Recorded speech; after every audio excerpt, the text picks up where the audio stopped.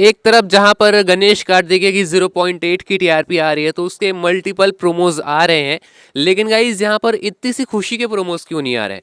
और पुष्पा इम्पॉसिबल में तो अभी जुगल की डेथ हुई है, इतना बड़ा सस्पेंस अभी दिखाया गया था, इसके बावजूद उसके क्यों प्रोमोज नहीं आए? ये गाइज क्वेश्चन मुझे लाइव स्ट्रीम भी पूछे गए थे और कुछ लोग कॉमेंट सेक्शन में भी पूछ रहे थे, तो मैंने सोचा इस पर वीडियो बनाया जाए। रीजन काफी कॉमन सा है, जो सोनी सब के ऑडियंस है, जो कि सोनी सब को जानते हैं, वो तो इस चीज को समझ ही गए होंगे। बाकी जो नए ऑडियंस है उनको गाइज मैं आप लोग को बताना चाहूंगा कि सोनी सब का केवल एक फंडा है कि अगर किसी भी शो की टीआरपी कम आती है ना, तो उस शो का प्रमोशन बंद कर दिया जाता है। और मैं यहाँ पर इनडायरेक्टली बात कर रहा हूँ पुष्पा इम्पॉसिबल की। पुष्पा इम्पॉसिबल की टीआरपी अभी कम है और सोनी सब वाले चाहते थे कि इसकी 0.9 और 1 तक की टीआरपी आए, लेकिन ऐसी टीआरपी नहीं आ रही है, इसीलिए इसका जो प्रोमो है उसको खत्म कर दिया गया है, यानी कि बंद कर दिया गया है। एंड अब शायद ही इसका कोई प्रोमो देखने को मिले। अगर सोनी सब वालों का मूड चेंज हो जाता है तो पता नहीं, लेकिन पुष्पा इम्पॉसिबल के प्रोमोज अब मुझे नहीं लगता कि दिखाए जाएंगे।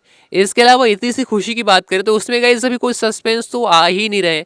प्रोमो क्यों बनाए जाते हैं? ताकि कोई सस्पेंस है तो उसको रिवील करने के लिए और एक सस्पेंस बढ़ाने के लिए प्रोमोज बनाए जाते हैं, लेकिन इतनी सी खुशी में कोई भी अभी सस्पेंस नहीं चल रहा है, नॉर्मली चीज चल रही है। इसलिए तो गाइज आप लोग देख भी रहे होंगे कि मैं वीडियोस भी बहुत कम बना रहा हूँ, बिकॉज जो हुआ है केवल उसी को ही बताऊं तो फिर आप लोग को क्या मजा आएगा, वो तो आप लोग ऐसे ही एपिसोड में देख लेंगे।